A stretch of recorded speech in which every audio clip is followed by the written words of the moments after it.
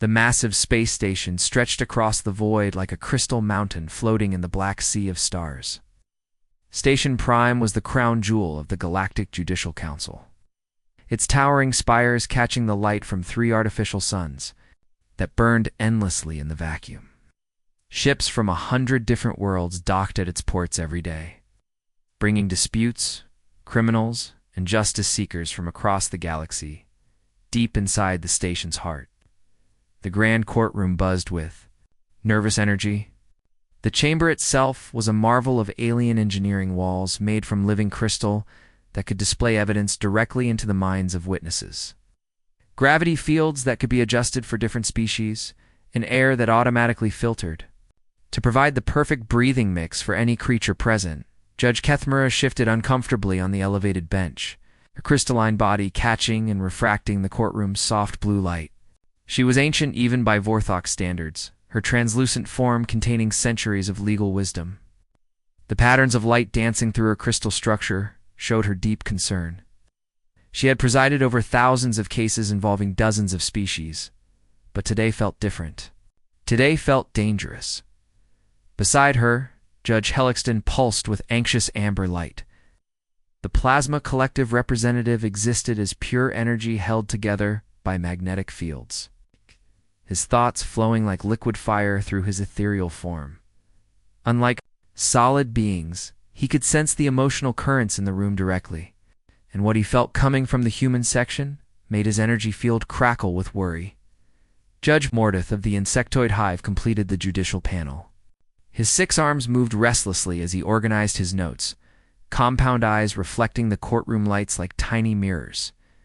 The chitinous plates covering his body clicked softly as he shifted, a sound his species made when deeply troubled. Connection to the hive mind meant he carried the wisdom of billions, yet none of that collective knowledge had prepared him for dealing with humans. Court Administrator Velkus, Judge Kethmura's voice rang through the chamber like wind chimes made of stars. We must discuss the security arrangements immediately. Administrator Velkus approached the bench with measured steps. The neutral species had evolved specifically for diplomatic roles. Their gray skin showed no emotion. Their tall frames commanded respect without threat, and their voices carried the perfect tone for diffusing conflicts. But even his diplomatic training couldn't hide his confusion at the judge's unusual demands. Your Honors, he said, consulting his holographic datapad.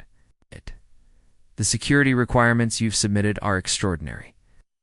You're requesting that the human bailiff wear Type 7 galactic military armor, the same equipment used for controlling violent criminals from warrior species. These weapons-grade plasma restraints are designed for beings who can tear through solid steel with their bare hands. Judge Helixton's energy form flared brighter. Administrator, have you personally reviewed the classified files we transmitted regarding human legal behavior patterns? I have skimmed the executive summary, but surely you're being overly cautious. These are civil proceedings, trade disputes, territorial claims, standard bureaucratic matters. The humans aren't even the defendants in most cases. Judge Mordeth's mandibles clicked rapidly in the insectoid equivalent of nervous laughter. That's precisely what concerns us. Humans become most dangerous when they're victims seeking justice, not when they're criminals facing punishment. I don't understand the distinction. The 3 judges exchanged glances that somehow managed to convey volumes despite their completely different physiologies. Judge Kethmura's crystal form dimmed as she accessed her memory files. Administrator, in your species' legal tradition, what happens when a court renders an unjust verdict? The losing party files an appeal through proper channels. If that fails, they accept the ruling and move on with their lives. That's how civilized beings behave. And if the court system itself is corrupt, the judges have been bribed, the evidence falsified, the entire process a sham. Velkus paused, genuinely puzzled. Then, ... they still accept it? What choice do they have? Legal authority must be respected for society to function. Judge Helixton pulsed a deep red color. Humans don't think that way. When they believe justice has been denied, they don't accept it quietly. They fight, sometimes literally. Meanwhile, 3 levels below in the preparation chambers, Bailiff, Duhay, and Park struggled with the massive suit of alien armor. Each piece weighed more than his entire Seoul police uniform, and the neural interface connecting his brain to the suit's systems made his head throb. The armor was sleek and silver, designed for beings much larger than humans, making him feel like a child playing dress-up in his father's clothes. Duhayan had worked security for 15 years in Seoul Central Court. He'd handled everything from angry divorce proceedings to mob trials where families of victims screamed for blood.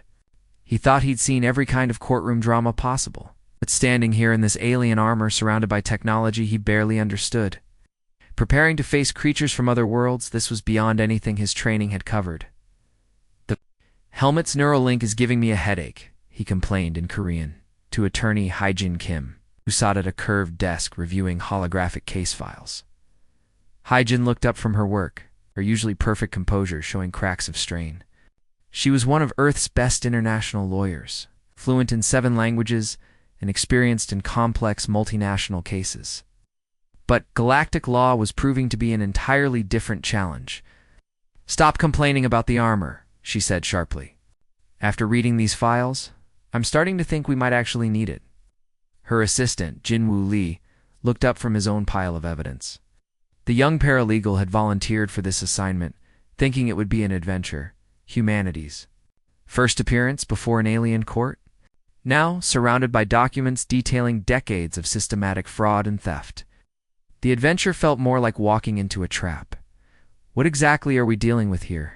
Duhayan asked, his armor's translation system automatically converting his Korean words into Galactic Standard. Haejin gestured to the floating holographic displays surrounding her workspace. Financial records, trade agreements, communication logs, all painting a picture of corruption so vast it took her breath away. "They haven't just been cheating us," she said quietly. "They've been systematically stripping Earth of resources for 40 years while keeping us trapped in artificial poverty. Every trade regulation, every import restriction, every bureaucratic delay. It was all designed to keep humanity from becoming a real competitor in galactic markets." Jinwoo's hands shook as he organized the evidence files. "The communication logs are the worst part. They talk about us like we're animals in a zoo. Keep the primitives contained. Make sure they stay dependent. Don't let them develop too quickly." Duhayan felt his anger rising, the armor's sensors detecting his elevated heart rate and stress hormones. Through the preparation room's transparent walls, he could see the human gallery filling with observers, scientists, government officials, business leaders, and ordinary citizens who had demanded the right to witness this historic moment. "If this evidence shows what I think it shows," Duhayan said slowly, "those people out there are going to lose their minds when they hear it. That's what worries me," Haejin replied. "I've been in courtrooms where families attacked criminals who hurt their loved ones. I've seen riots when corrupt judges were exposed, but this is 40 years of systematic theft from our entire species." She gestured toward the gallery where nearly 300 humans were taking their seats. Representatives from every major nation on Earth. People who had spent decades wondering why humanity always seemed to get the worst end of every galactic deal. When they learned the truth, she continued, "I don't know if any amount of armor will be enough to keep them from tearing this station apart." The massive crystalline walls of the courtroom suddenly came alive with light as Judge Kethmura connected her consciousness to the station's central database. Her translucent body flickered like a broken hologram, while terabytes of classified information flowed through her neural pathways. The other judges quickly joined the mental link, their alien forms glowing as they shared the disturbing data they had spent months collecting about humanity's relationship with justice. "Citizens of the galaxy," Judge Kethmura's voice echoed through the chamber with the weight of ancient authority. "Before we proceed with today's cases, this tribunal must address unprecedented security concerns regarding the human species." The packed courtroom fell silent. Hundreds of beings from dozens of worlds had come to witness Earth's first major appearance before the Galactic Court. In the human section, Duhayan felt his armor sensors detecting elevated stress patterns. From every person in his species gallery, Something was very wrong. A massive holographic projector descended from the crystal ceiling, filling the air above the courtroom with three-dimensional images that seemed to pulse with life. The first scene materialized like a nightmare made real, grainy security footage from Seoul Central Court. Earth Year 2019, Exhibit 1A, Judge Kethmera announced, her crystalline form casting rainbow patterns across the walls. Observe the human response to judicial corruption. Oh. The hologram showed a typical Earth courtroom during sentencing. A convicted criminal sat calmly as the judge read his punishment. 5 years for a drunk driving accident that killed 3 children. Everything seemed normal until a prosecutor stood up with a tablet in his hands, his face pale with shock. Honor, the prosecutor's voice echoed through the alien courtroom. We've just discovered that critical evidence in this case was deliberately suppressed by defense attorneys. The blood alcohol content was actually 3 times higher than reported. Happened next made every alien in the courtroom recoil in horror. The victims' families didn't just gasp or cry, they exploded into pure rage. A father vaulted over the wooden barrier separating the gallery from the court floor, his face twisted with fury. A mother followed, screaming words that the translation systems couldn't properly convert. Within seconds, a mob of ordinary humans was attacking the defense table with their bare hands. Security. We need security. The Earth judge's panicked voice cut through the chaos as bailiffs struggled to contain civilians, who had transformed into something wild and dangerous.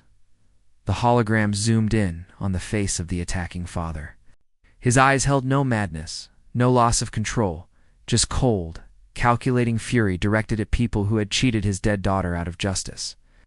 The alien observers watched in stunned silence as it took 8 armed guards to restrain a single human accountant who had never been in a fight in his life. Judge Hillexton's S-energy form swirled faster, pulsing with nervous orange light. This is not random violence, he observed, his voice crackling like distant thunder. This is organized, purposeful aggression triggered by perceived injustice. Exhibit to see, Judge Kethmera continued, her voice growing more concerned. Chicago Federal Court Earth Year 2021. The new hologram showed a much grander courtroom. It's filled with lawyers in expensive suits and officials in government uniforms. A corporate environmental case was underway, something about toxic waste and cancer clusters. Everything proceeded normally until an investigative journalist burst through the courtroom doors, holding a briefcase full of documents. Ladies and gentlemen of the court, the journalist announced, I have proof that Judge Morrison has been receiving payments from Synthex Corporation for 7 years in exchange for dismissing environmental cases. The reaction was immediate and terrifying. Unlike the Seoul incident, this wasn't just angry families. This was an entire courtroom full of lawyers, activists, and government officials who realized they'd been watching a sham trial. But instead of random violence, the humans did something that made the alien judge's blood run cold with fear. They organized. Within minutes, the humans had blocked every exit from the courtroom. They used their own bodies to prevent the corrupt judge from leaving while someone called the FBI. When court security tried to intervene, the humans simply surrounded them too, not attacking but making it clear that nobody was leaving until real justice was served. Citizen's arrest, someone shouted. We're performing a legal citizen's arrest on a corrupt federal judge. Judge Mordeth's mandibles clicked rapidly as he processed what he was seeing. They're not just angry, he observed. They're adapting their response to achieve maximum effectiveness. This is tactical thinking under extreme emotional stress. The holographic records continued for 20 minutes, showing incident after incident from human legal history. Colonial Americans dumping tea into Boston Harbor when they decided British taxes were unjust. French revolutionaries storming courthouses when aristocrats bought their way out of crimes. Modern Americans surrounding corrupt officials, Cars 2, prevent their escape. But the most disturbing examples came from recent decades. Humans using social media to organize massive protests outside courthouses when they believed justice was being denied. whistleblowers releasing classified information when they decided their governments were committing crimes, entire communities rallying to protect individuals who broke laws they considered immoral. Most troubling of all, Judge Kethmara continued, is there a legal concept of jury nullification? The hologram showed a American courtroom where 12 human jurors had just returned a not guilty verdict, despite overwhelming evidence of the defendant's guilt. The case involved a man who had illegally provided medical marijuana to his dying wife. The law was clear he was guilty, but the jury had decided the law was wrong and simply refused to convict him. These humans looked at clear legal evidence. Judge Helixson's form flickered with confusion and decided their personal morality was more important than established law. How does any legal system function when citizens can simply ignore rules they dislike? In the human gallery, Duhayan felt his armor's sensors going crazy. Every human in the room was showing elevated stress patterns as they watched their species' history being displayed like evidence in a criminal trial. Through his earpiece, he heard Jinwoo's voice providing quiet translation for the Korean observers. "They're treating us like we're dangerous animals," Jinwoo whispered in Korean. "They're afraid of us." Attorney Haijin stood up quickly, her diplomatic training taking over. "Your Honors, if I may explain the cultural context of these incidents." "You may not," Judge Mordith interrupted, his chitinous plates clicking like castanets. "We are establishing the necessity of enhanced security protocols before any human testimony is heard."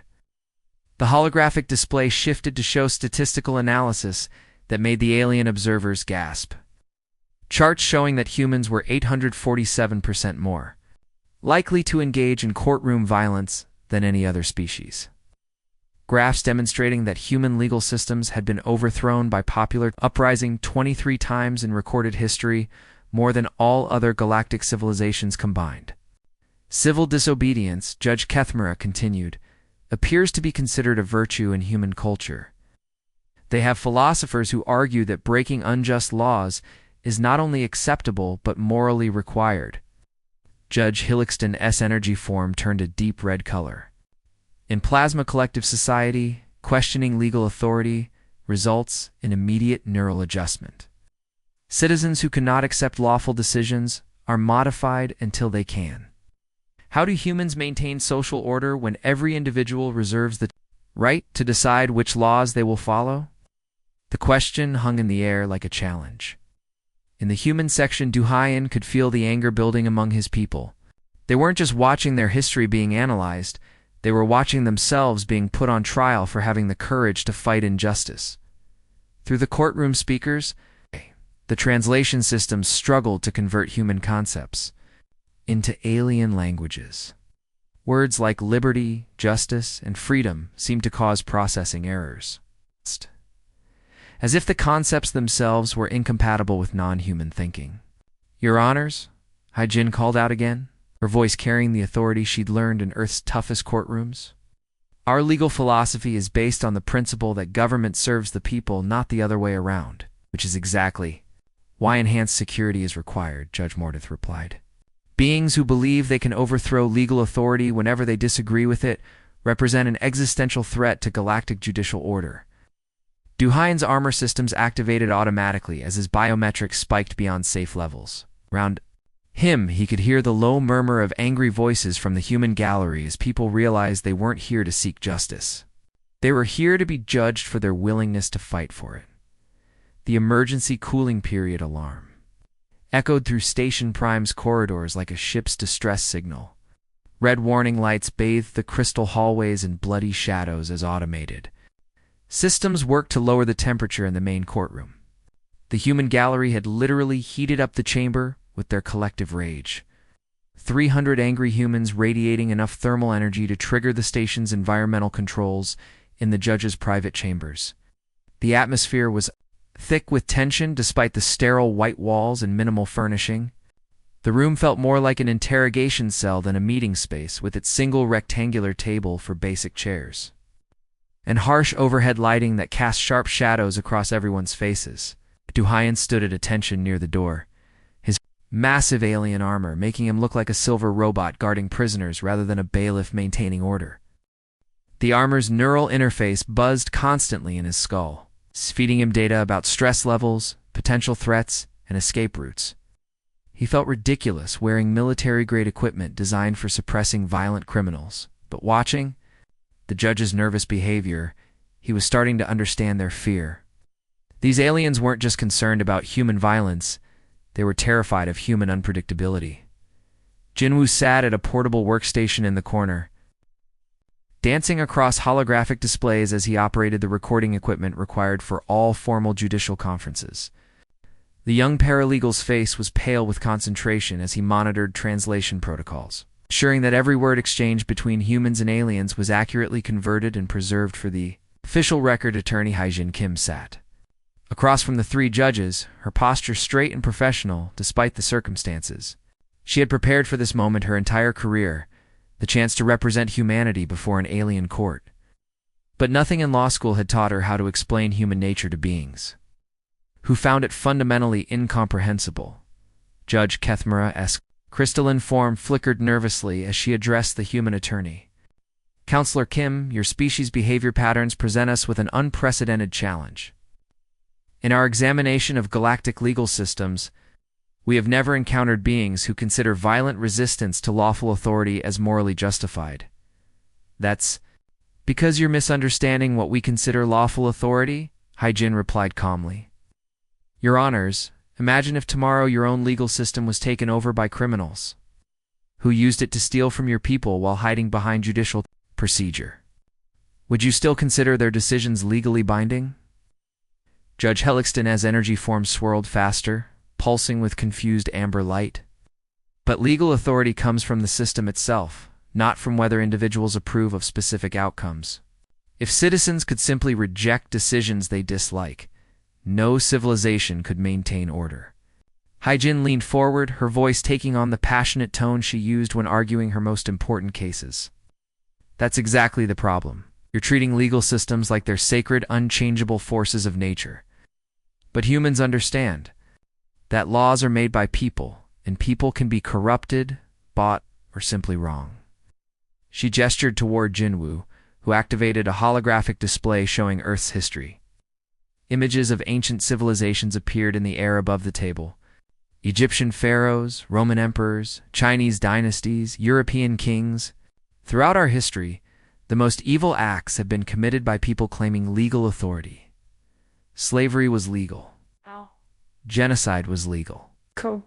Oppression of women, minorities, and the poor. All legal under the systems of their time, the only way. These injustices ended was when ordinary people decided that legal didn't mean right. Judge Mordith's compound eyes reflected the holographic images as his mandibles clicked in rapid succession. But who grants humans the authority to make such determinations? In the insectoid hive, the collective consciousness ensures that legal decisions serve the greater good.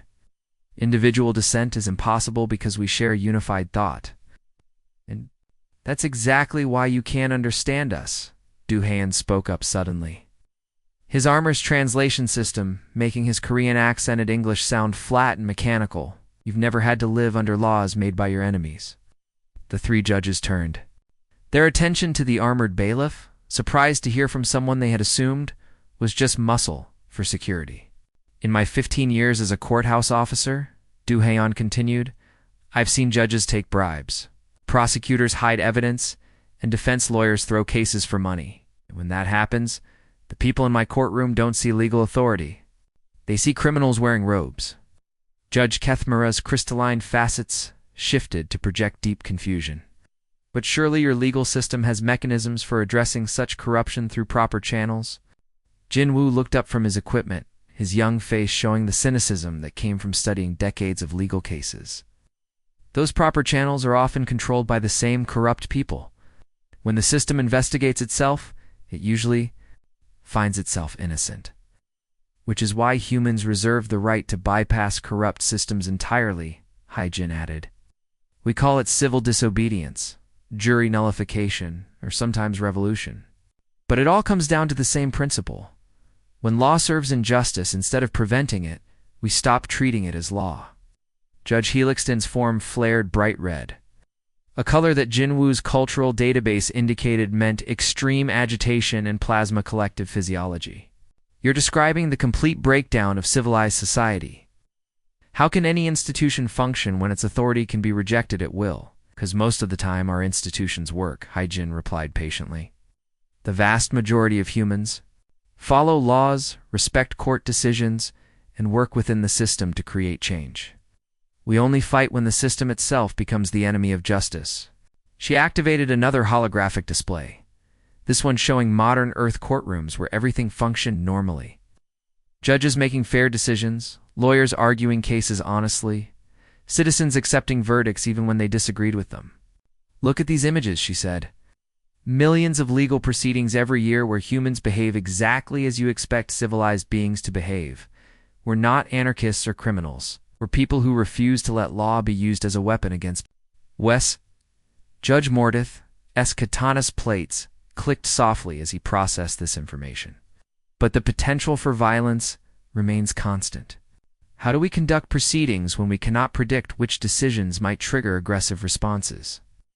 Duhayan's armor sensors detected his rising stress levels as he prepared to answer a question that cut to the heart of human nature. You can't predict it because it depends on whether your decisions serve justice or serve power. If you're here to fairly resolve disputes, humans will respect your authority. If you're here to protect corruption or enable theft, he let the sentence hang in the air, unfinished but clearly understood, then you become the enemy, Haijin finished quietly. And humans have never been good at quietly accepting their enemies. The alien judges exchanged glances that somehow conveyed volumes despite their completely different physiologies. Judge Kethmura's crystal form dimmed as she accessed her memory files about the day's cases. Perhaps, she said slowly, we should examine the specific allegations your people are bringing before this court. What you claim about corruption in the Galactic Trade Commission is accurate. Then you'll understand why 300 humans are sitting in your courtroom with the look of people who've discovered they've been robbed for 40 years. Ginwoo said grimly. Judge Helixton pulsed a deep orange color that indicated deep concern. And if we rule against Earth, despite evidence of this alleged corruption, Duhayan's armor systems activated automatically as his biometrics spiked. Through his helmet's display, he could see real-time feeds from the main courtroom where hundreds of humans waited with barely contained anger. Then you'll find out exactly why you demanded I wear this armor, said simply. The silence that followed was broken only by the soft hum of the station's life support systems and the quiet clicking of Jinwoo's recording equipment. Finally, Judge Mordith spoke in a voice barely above a whisper. Perhaps we should review the evidence files immediately. If the allegations are as serious as you suggest. They're worse, Haijin replied, her professional calm cracking for the first time. What's been done to Earth isn't just corruption, it's systematic economic warfare disguised as legal procedure. And when my people see the proof, your security concerns are going to seem very reasonable indeed. The massive doors of the grand courtroom slid open with a sound like thunder, revealing the most diverse gathering of beings the galaxy had ever seen. The crystal walls pulsed with nervous energy as creatures from dozens of worlds filed into their designated sections.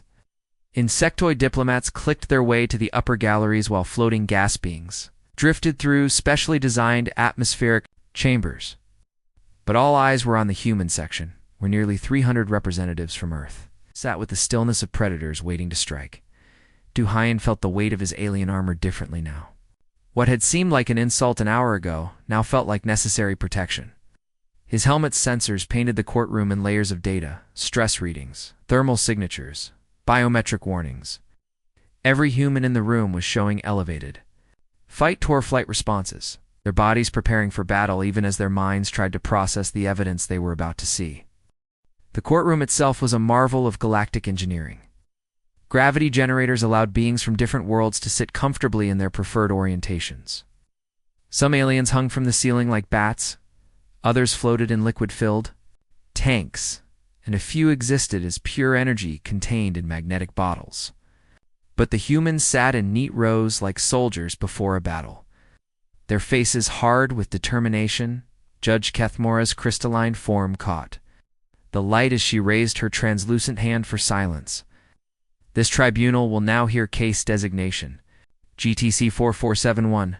Her voice resonated through the crystal chambers like music made of ice. The planet Earth versus the Galactic Trade Commission alleging systematic economic manipulation and fraudulent regulatory enforcement. The words hung in the air like an accusation. In the alien sections, observers shifted uncomfortably. Economic. Disputes were supposed to be boring, technical affairs, not the kind of case that required military-grade security. Attorney Hee-Jin Kim stood with the fluid grace of someone who had spent years in Earth's toughest courtrooms. Her black hair was pulled back in a severe bun, her dark suit pressed to perfection, but her eyes held the cold fire of someone who had seen too much injustice. She activated her presentation system with a gesture, and the courtroom's massive holographic projectors came to life. "Your Honor," she began, her voice carrying clearly through the chamber's acoustic systems. "What we are about to present is not merely evidence of corruption. It is documentation of the most comprehensive economic warfare campaign in galactic history, a 40-year plan to strip Earth of its resources while keeping humanity trapped in artificial poverty." The first holographic display materialized above the courtroom like a constellation of data points. Financial records, trade agreements, regulatory documents, all floating in three-dimensional space where every being in the room could examine them. Jinwoo's fingers danced across his control interface, highlighting specific sections as Hee-Jin spoke. "The Galactic Trade Commission has imposed 847 separate regulations on Earth exports." She continued, walking among the floating documents like a detective revealing clues.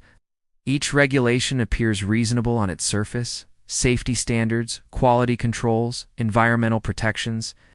But examine the pattern.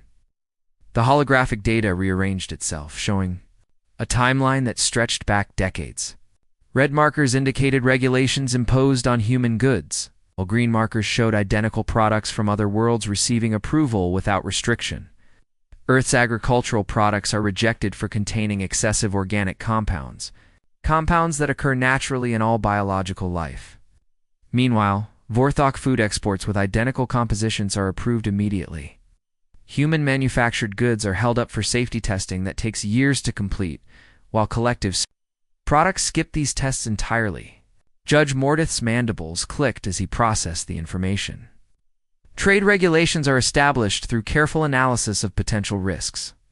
Different worlds may have different standards. These regulations were purchased, Hee-Jin interrupted, her voice cutting through the chamber like a blade. The holographic display shifted to show financial records that made the alien observers gasp. "We have complete documentation showing Commission officials receiving payments from Earth's competitors in exchange for creating barriers to human trade." The evidence was staggering. Bank transfers disguised as consulting fees, luxury goods delivered to Commission members' personal residences, vacation packages, property purchases, even college tuition payments for officials, children, all funded by corporations that benefited from restricting human commerce. But the most damning evidence came in the form of recorded conversations. Alien voices filled the courtroom, speaking in languages that the translation system struggled to convert without losing their casual cruelty. "The primitives are becoming too competitive in the textile market," a Vorthok official's voice crackled through the speakers. "We need new regulations to slow their growth," agreed, replied a collective representative. "Perhaps a cultural preservation requirement? Force them to use traditional methods only?" "Brilliant. We can claim it's for their own good, protecting their heritage while protecting our profit margins." Laughter echoed through the recordings, the sound of beings who thought they were too clever to ever be caught. Du Haiyan watched the human gallery as the truth sank in. Faces that had been tense with concern now hardened with rage. Dr. Minho Kong, Earth's chief trade representative, gripped the arms of his chair so tightly his knuckles went white.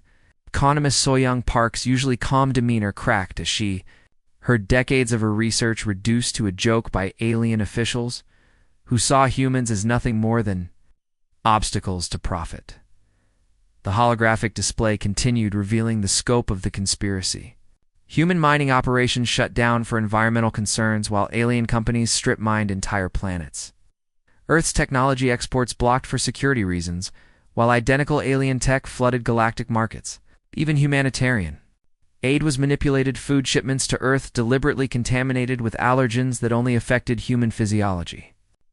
Furthermore, Hyjin continued, her voice growing stronger with each revelation. When human companies attempted to appeal these decisions through proper legal channels, their cases were systematically dismissed on technicalities. Meanwhile, alien companies received immediate hearings and favorable rulings for identical requests. The evidence files showed the pattern clearly. Human appeals would sit in bureaucratic limbo for years, losing money and opportunities while alien competitors received fast-track approval. When humans finally got their day in court, they faced judges who had already been briefed on how to deny their claims without appearing biased. Judge Kethmura's crystalline form flickered with what might have been embarrassment. These are serious allegations, but they fall under administrative discretion. The Commission has broad authority in trade matters. They fall under organized crime statutes. The voice exploded from the human gallery like a gunshot. Dr. Minho Kong was on his feet, his face flushed with 40 years of suppressed anger. You've stolen trillions from my people while hiding behind legal procedure. The reaction was immediate and electric. Humans throughout the gallery began standing, their faces showing the same expression Duhayan had seen in Seoul's toughest courtrooms. The look of people who had discovered that the system they trusted was actually their enemy. Duhayan moved quickly, his armor servos whining as he positioned himself between the gallery and the judicial bench. His helmet's display showed biometric readings that made his blood run cold. Dozens of humans were showing the physiological markers of people preparing for violence. Order. Judge Helixton's energy form blazed orange with panic. The gallery will maintain silence or be removed from these proceedings. The hell we will. Saw Young Park's voice carried the authority of someone who had spent decades analyzing economic data, only to discover it was all lies. You want to rob us blind? And expect us to sit quietly while you do it. More humans stood, their movement rippling through the gallery like a wave. Duhayan's armor registered hostile biometrics from 43 individuals in climbing. Through his helmet's communication system, he heard Jinwoo's voice cracking with tension. Duhayan, they're about to rush the bench? The crowd control protocols are activating. Judge Mordeth's clicking reached panic levels as his compound eyes took in the sight of hundreds of humans preparing for what looked like open rebellion. Bailiff, maintain order immediately. Duhayan stepped forward, but instead of facing the angry humans, he did something that shocked everyone in the courtroom. He turned toward the judges, his armor's speakers amplifying his voice clearly. Your honors, he said calmly. Perhaps you should consider the evidence before dismissing these allegations. The alien judges stared at him in confusion. The human bailiff was supposed to be controlling his own people, not suggesting they listen to them. These people aren't criminals, Duhayan continued, gesturing toward the gallery. They're victims who just discovered they've been systematically robbed for 4 decades. If you want to maintain order in this courtroom, maybe you should focus on delivering justice instead of protecting the thieves. The moment Judge Kethmura spoke those final words, the temperature in the grand courtroom seemed to drop 10 degrees. Her crystalline voice echoed off the crystal walls like the sound of breaking glass as she delivered what felt like humanity's death sentence. While irregularities in the Trade Commission's procedures are evident, this court lacks jurisdiction. To provide remedial action, the galactic trade framework must be preserved for the stability of all member species. Case dismissed. The silence that followed lasted exactly 3 heartbeats.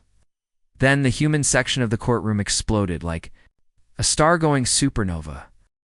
Duhayan's armor systems went haywire as 300 humans rose to their feet simultaneously. His helmet display flashed red warnings as stress hormones spiked off the charts from every human in the room. The sound was deafening, not screaming or shouting, but something far more terrifying.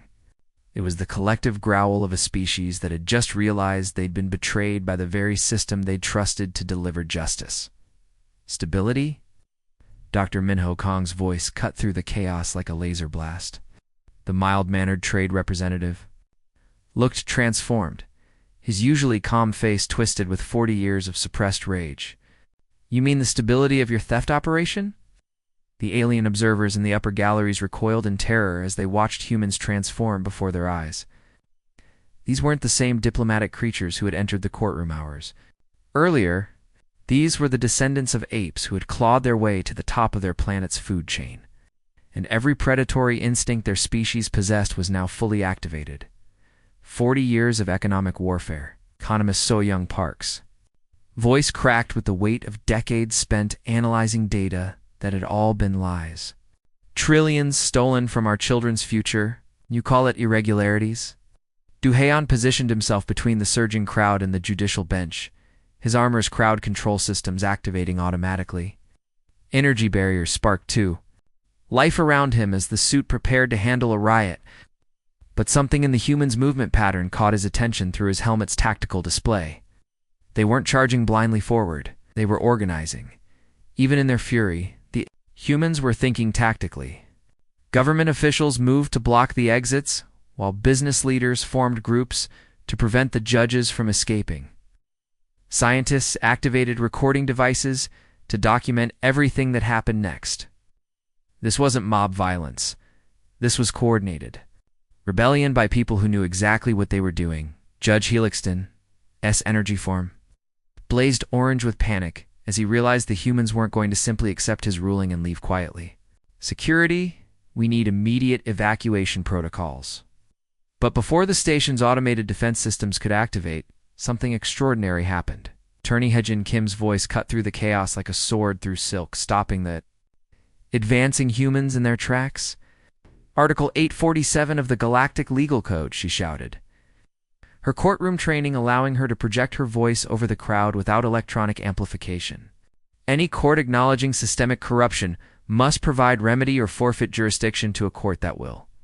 The effect was instantaneous. The humans stopped their advance, their collective intelligence recognizing a new strategy.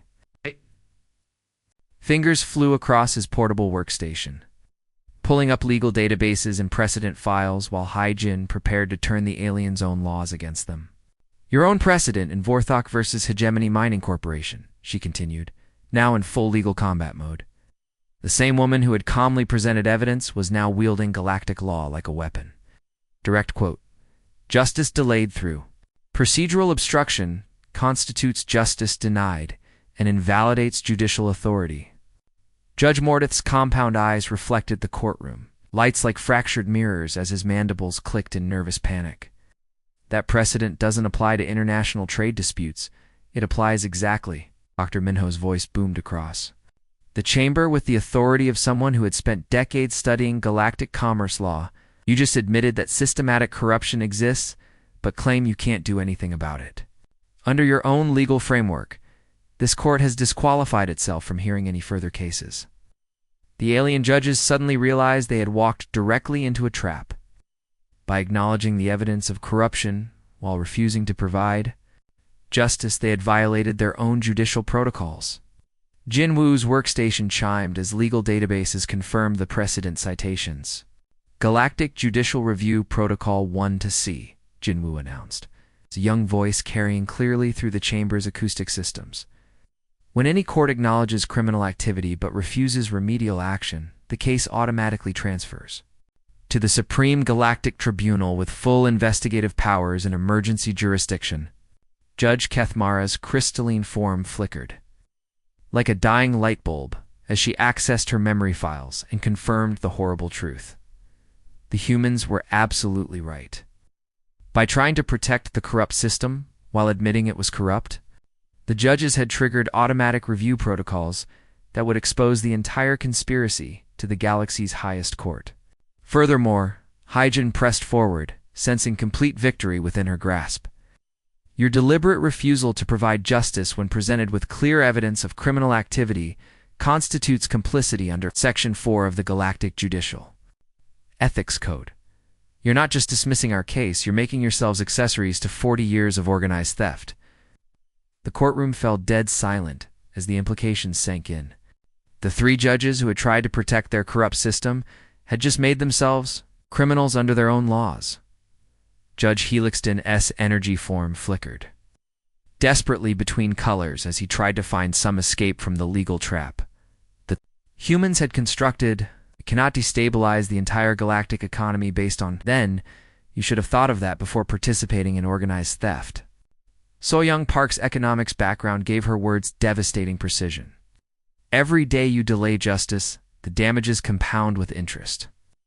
Earth is now owed not just restitution for past theft, but punitive damages for judicial misconduct and conspiracy to commit economic warfare. Duhayan watched in amazement as the humans systematically destroyed 3 alien civilizations worth of legal authority using nothing but logic, law, and an absolute refusal to accept injustice. No violence was needed. No weapons were drawn. The humans had turned the courtroom itself into a battlefield where truth was the only ammunition that mattered. The alien observers in the upper galleries watched in stunned silence as their supposedly superior legal system was taken apart piece by creatures they had considered primitive. The humans hadn't just proven their case, they had exposed the fundamental weakness in any system that prioritized order over justice. Judge Kethmara's crystalline form dimmed to nearly transparent as she spoke in a voice barely above a whisper. This court acknowledges its jurisdictional limitations and will transfer all related cases to the UC Supreme Galactic Tribunal, with recommendations for full investigation of all Trade Commission activities over the past 50 years. The humans didn't cheer. They didn't celebrate. They simply nodded with the grim satisfaction of people who had never doubted that justice would eventually prevail. As the session officially closed, Judge Mordeth made one final observation that would be quoted in legal textbooks for centuries. Perhaps the galaxy requires observers who refuse to accept injustice in any form. Duhayan removed his helmet for the first time since entering the courtroom, finally understanding why the alien judges had insisted on military-grade armor. They hadn't feared human violence, they had feared human justice. And that fear, he realized, was exactly what the galaxy needed. The end.